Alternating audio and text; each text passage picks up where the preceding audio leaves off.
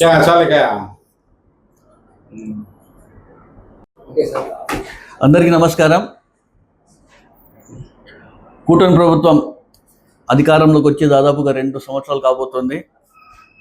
ఈ 2 సంవత్సరాల్లో కూటమి ప్రభుత్వం కావచ్చు, కూటమి నాయకులు వారి వారి తప్పుల్ని వైఎస్ఆర్సీపీ నాయకులు, కార్యకర్తలు ఎవరైతే ఎత్తి చూపిస్తున్నారో వారిపైన ఏ విధంగా కక్ష సాధింపుతో కేసులు పెట్టడం కావచ్చు, అక్రమ అరెస్టులు కావచ్చు, కొంతమంది పోలీసులతో ఏ విధంగా టార్చర్ పెడుతున్న విషయం కూడా మన ముందు కూడా ఈ 2 సంవత్సరాలు గమనించిన విషయం కూడా మీ అందరికీ తెలియజేస్తున్నాను. ప్రజాస్వామ్యంలో ఎవరి హక్కు వాళ్ళకు ఉంటుంది, ఎవరి స్వేచ్ఛ వాళ్ళకు ఉంటుంది, మాట్లాడే స్వేచ్ఛ ఉంటుంది, రైట్ టు లీవ్ ఉంటుంది. ప్రతి ఒక్కటి కూడా పెద్ద ఆయన డాక్టర్ బిఆర్ అంబేద్కర్ గారు అన్ని వర్గాల కులాలకు అనుగుణంగా ప్రతి ఒక్కరు కూడా బాగుండాలా అని చెప్పి ఉద్దేశంతో అనేక దేశాలు తిరిగి రాజ్యాంగాన్ని నిర్మించిన గొప్ప పెద్ద ఆయన డాక్టర్ బిఆర్ అంబేద్కర్ గారు. ఈరోజు అవన్నీ విలువలు కాపాడుకోవాలని చెప్పేసి ప్రతి ఒక్కరు కూడా బాధ్యతలు నిర్వహించుకుంటూ ముందుకు వెళ్తున్న విషయం కూడా మనందరికీ తెలుసు. ఆ విలువలు ఎక్కడైతే దిగజారుతాయో ప్రజలందరూ కూడా అప్రమత్తమై అప్పుడప్పుడు ఆ విలువలను కూడా కాపాడే విధంగా కూడా పోరాటాలు చేస్తున్న విషయం కూడా మనం అందరూ కూడా గమనించడం విషయం మీ అందరూ తెలియజేస్తున్నాను.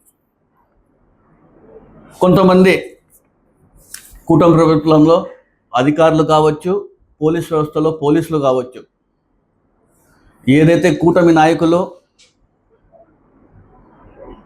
వాళ్ళు చెప్పిన మాటలకి ముందుకు వెళ్తూ వాళ్ళకి కూటమి ప్రభుత్వానికి తొత్తులుగా పనిచేస్తున్న విషయం కూడా మనం అందరూ కూడా గమనించాల్సిన విషయం ఎంతైనా కూడా మీ అందరూ తెలుస్తుంది.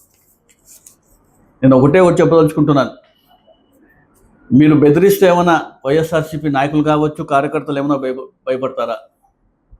ఆఖరికి విలేకరులను కూడా బెదిరించే పరిస్థితి వచ్చిందంటే ఎంత దౌర్భాగ్య పరిస్థితుల్లో ఈరోజు కూటమి ప్రభుత్వం పరిపాలన అందిస్తున్నా కూడా ప్రజలందరూ కూడా ఒకసారి గమనించాలని తెలియజేస్తున్నాను. సోషల్ మీడియాలో పోస్ట్ పెట్టినా బెదిరింపులే, సోషల్ మీడియాలో పోస్ట్ పెట్టి ఫార్వర్డ్ చేసినా బెదిరింపులే, లైక్ చేసి షేర్ చేసినా పోలీసులే ఫోన్ చేసి బెదిరిస్తారు, అది తీసే వరకు వదిలిపెట్టరు. ఇంత దౌర్భాగ్య పరిస్థితుల్లో ఉంటే ఏ విధంగా ఉన్నా కూడా మనం అందరూ ఒకసారి గమనించాలి. ఎవరైనా ఏం చేస్తారు, కూటమి ప్రభుత్వం చేస్తున్న పనులు ఉన్నట్టుగా పోస్టులు పెట్టినా కూడా ఈరోజు ఏ విధంగా బెదిరిస్తున్న విషయం కూడా ప్రజలందరూ కూడా ఒకసారి గమనించాలని చెప్పేసి నేను తెలియజేస్తాను. చాలా కాలంగా మనం చూస్తున్నాం వైఎస్ఆర్సీపీ నాయకులపైన, కార్యకర్తలపైన కూటమి ప్రభుత్వం ఏ విధంగా వ్యవహరిస్తున్న విషయం కూడా మనం అందరూ కూడా చూస్తున్నాం. కక్ష సాధింపులు కావచ్చు,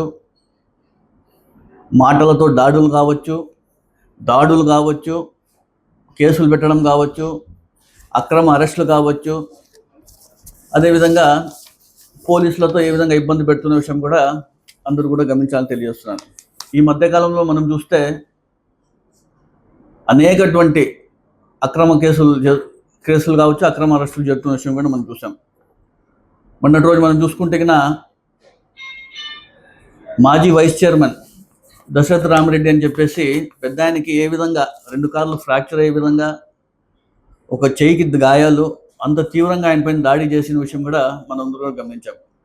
ప్రతి ఒక్క చోటు కూడా పొంగునూరు కావచ్చు, నంద్యాలలో చూసుకుంటే కావచ్చు, ఏడుగురాళ్ళపల్లి జరిగిన సంఘటన కావచ్చు, అదేవిధంగా నిన్నటి రోజు మనం చూసుకుంటే అనంతపురం నగరంలో తోపుదుర్తి ప్రకాష్ రెడ్డి వారి సోదరుడు రాజశేఖర రెడ్డి గారి పైన ఏ విధంగా అక్రమ కేసు అని చెప్పేసి ఎప్పుడో 1.5 year కింద ఒక సూసైడ్ కేసుని అని చెప్పేసి వీళ్ళ వల్లే అతను ఇబ్బంది పడి చేసుకున్నాడని చెప్పేసి ఆ కేసులో దీనికి తను ఇరికిచ్చి అక్రమ కేసు పెట్టడం కూడా ఏ విధంగా కూటమి ప్రభుత్వం చేస్తున్న వ్యవహారాలు కూడా మీరు అందరూ ఒకసారి గమనించాలని తెలియజేస్తున్నాను.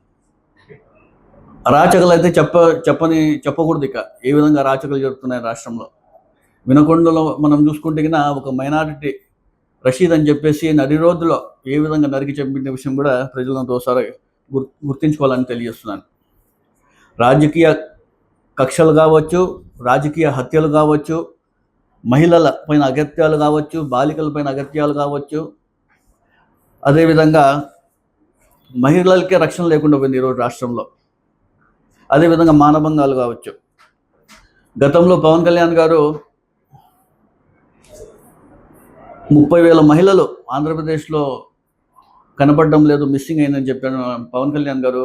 ఈ మధ్యలో దానిపైన సమాధానమే చెప్పకపోవడం కూడా ఏ విధంగా ఆయన పరిపాలన అందిస్తున్నారు కూడా ప్రజలను కూడా ఒకసారి గమనించాలని తెలియజేస్తున్నారు. ఇవన్నీ చేస్తున్నప్పటికీ ఆఖరికి వైసీపీ వచ్చేసి గొడ్డల పార్టీ అని చెప్పేసి పెద్ద ఎత్తున మంత్రులు కావచ్చు, ఎమ్మెల్యేలు కావచ్చు, నారా లోకేష్ గారు కావచ్చు, అందరూ కూడా ప్రచారం చేయడం జరుగుతుంది. అయ్యా, మీకు అందరికీ ఒకటే చెప్పదలుచుకుంటున్నాను. డాక్టర్ వైఎస్ రాజశేఖర రెడ్డి కావచ్చు, రాజారెడ్డి గారు వారి గురించి, చనిపోయిన వ్యక్తుల గురించి ఈరోజు రాజకీయం చేస్తున్నారంటే మీ అంత దౌర్భాగ్య వ్యక్తులు ఎవరైనా ఉంటారని చెప్పేసి కూడా నేను ప్రశ్నిస్తున్నాను. డాక్టర్ వైఎస్ రాజశేఖర రెడ్డి గారి గురించి మాట్లాడుతున్నారంటే మీరు ఆయన పరిపాలన అందించిన విషయం ఏ విధంగా అయితే పరిపాలన అందించారు, అభివృద్ధి కావచ్చు, సంక్షేమం కావచ్చు. ఆయన చనిపోతే 700 మంది గుండె ఆగి చనిపోయిన విషయం కూడా మీ అందరికీ తెలియదా? అదేవిధంగా ప్రతి ఒక్క ఇంట్లో కూడా వైఎస్ రాజశేఖర రెడ్డి గారి ఫోటో ఉంటుంది. ఆరోగ్యశ్రీ కావచ్చు, విద్యా వైద్యం కావచ్చు, 108 కావచ్చు, 104 కావచ్చు, ఫీజు రియంబర్స్మెంట్ కావచ్చు, 4% ముస్లిం మైనార్టీ రిజర్వేషన్ కావచ్చు, అనేకటువంటివి రాజశేఖర రెడ్డి గారు ఏ విధంగా పరిపాలన అందించారు, ఏ విధంగా ప్రజల్లో ఉన్నారు. ప్రజల గుండెల్లో ఇప్పటికి కూడా ఆయన చనిపోయి దాదాపుగా 17 సంవత్సరాలు అవుతుంది. ఇప్పుడు కూడా ఆయన చిరస్థాయిగా ప్రజల్లో ఉన్నారంటే ఆయన చేసిన పరిపాలన అని కూడా దీని నిదర్శనం. అలాంటి వ్యక్తిని గురించి మీరు అందరూ కూడా ఈరోజు రాజకీయాలు చేస్తున్నారంటే ఎంత దౌర్భాగ్య పరిస్థితుల్లో మేము కూడా ఒకసారి అందరూ కూడా తెలియజేస్తున్నాను. ఎవరిది గొడ్డల పార్టీ చెప్పండి? శవ రాజకీయాలు చేస్తున్నది ఎవరు? అదేవిధంగా హత్య రాజకీయాలు చేస్తున్నది ఎవరు? అదేవిధంగా రెడ్ బుక్ రాజ్యాంగం అని చెప్పేసి రెడ్ బుక్ పాలన అమలు చేస్తుండేది ఎవరు? కక్ష సాధింపు కావచ్చు, అక్రమ అరెస్టులు కావచ్చు, అనేక వంటివి. ఈరోజు ఇవన్నీ ఇన్ని పెట్టుకొని మీరు గుడ్డల పార్టీ అని చెప్పడం కూడా ఎంతవరకు సమంజసమని కూడా మీ అందరూ తెలుస్తున్నాను. మరీ ముఖ్యంగా విలేకరుల పైన కూడా ఈరోజు జర్నలిస్టుల పైన కూడా అక్రమ కేసులు అరెస్ట్ చేస్తున్నారంటే వాస్తవాలు బయట పెడుతున్నారని చెప్పేసి వీళ్ళు ఇంత ఘోరంగా వ్యవహరిస్తుంటే ప్రజలందరూ ఒకసారి గమనించాలి. ఈ మధ్యకాలంలో మనం చూసుకుంటే శ్రీహరి గారిని ఏ విధంగా ఇబ్బంది పెట్టిన విషయం కూడా మనం చూసాం. ప్రొఫెసర్ నాగేశ్వరరావు గారికి ఆయన వాస్తవాలు మాట్లాడుతుంటే సరే ఏదో మాట్లాడినాడు, మరి ఆయన నేను సరే ఈ మాటను వెనక్కి తీసుకుంటున్నానని చెప్పి బహిరంగ కూడా చెప్పడం జరిగింది. అది చెప్పిన తర్వాత కూడా ఆయనకి మళ్ళీ అక్రమ కేసు పెట్టి అరెస్ట్ చేస్తున్నారంటే అసలు మీరేమో పెద్ద ఘనకారం చేసినట్లు ప్రజలు అనుకుంటున్నారు. రాబోయే రోజుల్లో ప్రజలు మీకు ఖచ్చితంగా బుద్ధి చెప్తారని కూడా మీ అందరూ తెలియజేస్తున్నారు. సూపర్ 6 హామీలు మీరు ఎన్నికల ముందు చెప్పారు. అధికారం వచ్చిన తర్వాత ఖచ్చితంగా ఇవన్నీ హామీలు నెరవేరుస్తారని చెప్పేసి ప్రజలందరూ జగన్మోహన్ రెడ్డి గారి కన్నా ఎక్కువగా ఆశపడి మీకు అందరికీ ఓట్లు వేసి గెలిపించడం జరిగింది. సరే, 3వసారి కూడా మోసపోయాం మేము చంద్రబాబు నాయుడు గారు అప్పట్లో. 4వసారి మాకు మంచి చేస్తారనుకొని ప్రజలు నమ్మి ఓట్లు వేస్తే ఇప్పుడు వరకు కూడా ఏ ఒక్క హామీని కూడా పూర్తి స్థాయిలో నెరవేర్చకపోవడం కూడా దీనిపైన ప్రశ్నిస్తే టార్గెట్ చేసి మరి మాట్లాడడం కావచ్చు, అతనికి ఇబ్బంది పెట్టే విషయం కూడా మనం చూస్తున్నాం. ఈరోజు ఫ్రీ బస్ అన్నారు. ఫ్రీ బస్ కూడా అరకవరే మనం చూస్తున్నాం. ఆర్టీసీ స్థానంలో ప్రైవేట్ బస్సులు తీసుకొస్తామంటున్నారు. అదేవిధంగా ఎలక్ట్రిక్ బస్సు తెచ్చి ఫ్రీ బస్ లేదని చెప్పే ప్రచారం కూడా జరుగుతున్న విషయం కూడా మనం చూస్తున్నాం. ఫ్రీ బస్సు ఉండదు, రాబోయే రోజుల్లో ఆర్టీసీ కూడా ఉండేది విషయం కూడా ప్రజలందరూ ఒకసారి గమనించాలని తెలియజేస్తున్నారు. నిరుద్యోగ భృతి అని చెప్పేసి ప్రతి ఒక్క నిరుద్యోగానికి కూడా దాదాపుగా నెలకి 3,000 రూపాయలు చెప్పున సంవత్సరానికి 36,000, 2 సంవత్సరాలు అవుతుంది. ఇప్పటికి 72,000 రూపాయలు ఇచ్చారా మీరు? కేవలం యువగలం పాదయాత్రలు చూస్తే నారా లోకేష్ గారు ప్రతి జనవరికి నేను జాబ్ క్యాలెండర్ తీసుకొస్తానని చెప్పేసి పదే చెప్పుకుంటూ వెళ్ళిన విషయం కూడా మనం చూసాం. కానీ ఎప్పటి వరకు కూడా ఏ ఒక్క ఉద్యోగాన్ని కూడా కల్పించుకోకపోవడం కూడా ప్రజలను ఒకసారి గమనించి తెలుస్తున్నారు. జగన్మోహన్ రెడ్డి గారు చూస్తే 1,30,000 సచివాలయ వ్యవస్థ పారదర్శకంగా అపాయింట్ చేసిన విషయం కూడా మనం చూసాం. గతంలో చూసుకుంటే జగన్మోహన్ రెడ్డి గారు 11,000 డిఎస్సి పోస్టులు అని చెప్పేసి అప్పుడే చెప్పడం జరిగింది. ఎలక్షన్ రావడం ఇవన్నీ కావడంతో దీన్ని రివైజ్ చేసి చంద్రబాబు నాయుడు గారు ప్రభుత్వం వచ్చేసి 16,345 డిఎస్సి పోస్టులు అని చెప్పేసి తీసుకురావడం జరిగింది. మొదటి సంతకమే దానిపైన కూడా పెట్టడం జరిగింది. పరీక్షలు అయిపోయినాయి, అన్ని కూడా చేస్తాం. కానీ ఈ మధ్యకాలం చూస్తే డిఎస్సి పైన అనేక అక్రమాలు జరిగినాయి, అవినీతి జరిగిందని చెప్పేసి కూడా వార్తలు వస్తున్న కూడా మనం చూస్తున్నాం.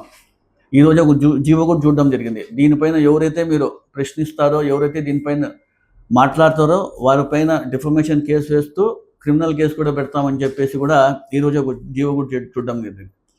అంటే వాస్తవాలు వస్తున్న పైన కూడా మేము మాట్లాడితే ముందే మమ్మల్ని బెదిరిస్తున్నారు. ఖచ్చితంగా మీరు దీనిపైన మాట్లాడితే మేము దీనిపైన మీకు ఖచ్చితంగా కేసులు పెడతామని చెప్పి కూడా ప్రజలందరూ కూడా ఒకసారి గమనించాలని కూడా తెలియజేస్తున్నారు. పెన్షన్ సంబంధించి చూసుకుంటే జగన్మోహన్ రెడ్డి గారు 66 లక్షల పెన్షన్స్ ఇవ్వడం జరిగింది. చంద్రబాబు నాయుడు గారు చూస్తే అధికారంలోకి వచ్చినప్పటి నుంచి ఆయన 6 లక్షల పెన్షన్లు తీసేయడం జరిగింది. 2 సంవత్సరాల కాలం అవుతోంది, ఇప్పటి వరకు ఒక కొత్త పెన్షన్ ఇవ్వలేదు. జగన్మోహన్ రెడ్డి గారు తగిన అర్హత ఉండేవాళ్ళు ప్రతి ఒక్కరికి 6 మంత్స్ ఎవ్రీ 6 మంత్స్కి కొత్త పెన్షన్స్ ఇచ్చేవారు. ఇప్పటికి దాదాపుగా 2 సంవత్సరాలు అయిపోయింది. ఎంతమంది హస్బెండ్స్ చనిపోయి ఉంటారు, ఎంతమంది ఒంటరి మహిళలు ఉంటారు, ఎంతమంది 60 సంవత్సరాలు దాటి అర్హతలు ఉన్న వాళ్ళందరికీ కూడా పెన్షన్స్కి ఇవ్వకపోవడం ప్రజలందరూ కూడా ఎదురు చూస్తున్నారు. ఎప్పుడు మాకు పెన్షన్ వస్తుంది, ఎప్పుడు మాకు పెన్షన్ వస్తుందని చెప్పి. ఇవన్నీ మీరు గమనించకుండా కేవలం టార్గెట్ పాలిటిక్స్ చేస్తున్నారు తప్ప, డైవర్షన్ పాలిటిక్స్ తప్ప వేరేది లేదని కూడా మీ అందరికి తెలియజేస్తున్నారు. గతంలో మనం చూసుకుంటే ఉద్యోగస్తులకి ఏ విధంగా అయినా కూడా జగన్మోహన్ రెడ్డి గారు ఇబ్బంది పెట్టలేదు. కానీ ఇప్పుడు చంద్రబాబు నాయుడు గారు చూస్తున్నా ఏ విధంగా ఇబ్బంది పెడుతున్నారు కూడా ఒకసారి గమనించాల. ఐఆర్ లేదు, పిఆర్సీ లేదు, పెండింగ్లో ఉన్న డిఎల్ లేవు. కేవలం మాటలు చెప్పి ప్రభుత్వాన్ని ముందుకు తీసుకుంటున్న విషయం కూడా ప్రజలందరూ ఒకసారి గమనించాలి తెలియజేస్తాను. ఫీజు రీఎంబర్స్మెంట్ గురించి అయితే పట్టించుకోరు. హాస్టల్ వసతి గురించి కూడా దాని బకాయిలు కూడా పట్టించుకోరు. రైతులు అయితే ఏ విధంగా ఇబ్బంది పడుతున్న విషయం కూడా ఒకసారి గమనించాలి. రైతులు పండించే పంటలన్నీ కూడా గిట్టుబాటు ధర కూడా లేని విషయం కూడా గమనించాలి. మొక్కజొన్న కావచ్చు, పొగాకు కావచ్చు, శనగ కావచ్చు, ఈ రైతులందరూ కూడా ఈరోజు రోడ్లపైకి వచ్చి ధర్నాలు చేస్తున్నారంటే ఎంత దారుణంగా కూటమి ప్రభుత్వం పరిపాలన నడుస్తున్నా కూడా ఒకసారి గమనించాలని కూడా తెలియజేస్తాను. అమ్మఒడి చూస్తే అది కూడా అరకొరనే. ఇవన్నీ కూడా ప్రజలందరూ కూడా ఒకసారి గమనించాలని తెలియజేస్తాను. పెట్రోల్ డీజిల్ చూసుకుంటే చంద్రబాబు నాయుడు గారు చూస్తే వారంలో ఒకరోజు నో వెహికల్ డే అని చెప్పేసి చెప్పడం జరుగుతుంది. ఎమ్మెల్యేలు ఎంపీలు ఏమో సైకిల్లో తొక్కుంటా, ట్రైన్లో వెళ్తుకుంటా, బస్సులో పోయి కేవలం ఫోటోషూట్కి మాత్రమే తప్ప వేరేదేం లేదని తెలియజేస్తున్నాను. పెట్రోల్ డీజిల్ ధరలు చూసుకుంటే మన భారతదేశంలోనే ఆంధ్రప్రదేశ్లో ఎక్కువ ఉంది. చంద్రబాబు నాయుడు గారు కూటమి ప్రభుత్వం కీలకంగా ఉంది సెంట్రల్ గవర్నమెంట్లో. ఎందుకు ఈయన మాట్లాడి ఆ వ్యాట్ని తగ్గించి ఆంధ్ర ప్రజలకి భారం లేకుండా చేయలేరా?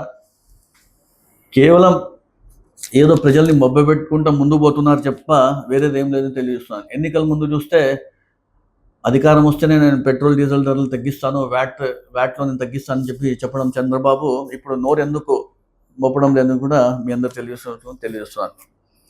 అదేవిధంగా పెట్రోల్ డీజిల్ ధరలు తగ్గాలని చెప్తారు చంద్రబాబు నాయుడు గారు కావచ్చు, పవన్ కళ్యాణ్ గారు కావచ్చు, నారా లోకేష్ గారు కావచ్చు.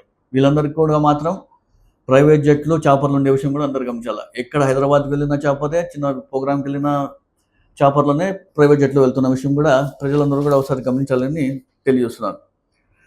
మొన్నటి రోజున జగన్మోహన్ రెడ్డి గారు ప్రెస్ మీట్ పెట్టి వివరణంగా ఇప్పుడు జరుగుతున్నటువంటి పరిపాలన ఏమేమి జరుగుతున్నాయి, కూటమి ప్రభుత్వంలో చేస్తున్న అక్రమాల అవినీతిలో అమరావతికి సంబంధించి కావచ్చు, పోలవరం సంబంధించి కావచ్చు, అనేక వెల్ఫేర్ స్కీమ్స్ సంబంధించి కావచ్చు, ప్రతి ఒక్కటి కూడా సబ్జెక్ట్ వైజ్గా చెప్పుకుంటూ ఆయన ముందుకు పోతుంటే ఏ ఒక్కరు కూడా దానికి సమాధానం ఇవ్వకుండా కేవలం జగన్మోహన్ రెడ్డి గారికి సమాధానం ఇచ్చే దమ్ము ధైర్యం లేక వీళ్ళ దగ్గర ఆన్సర్లు లేవు కాబట్టి మీకు సమాధానం ఇవ్వకూడదు అనుకుంటే మౌనంగా ఉండండి. కానీ పర్సనల్గా టార్గెట్ చేసి మాట్లాడడం ఇది ఎంతవరకు సమంజసమో తెలియజేస్తున్నాను. కేవలం ఒక మనిషిని టార్గెట్ చేసి ఎమ్మెల్యేలు కావచ్చు, మంత్రులు కావచ్చు, మీ పదవిలో ఉన్నటువంటి నాయకులు ప్రతి ఒక్కరు కూడా జగన్మోహన్ రెడ్డి గారి పైన మాట్లాడడం ఎంతవరకు ఇది సమంజసమో తెలియజేస్తున్నారు.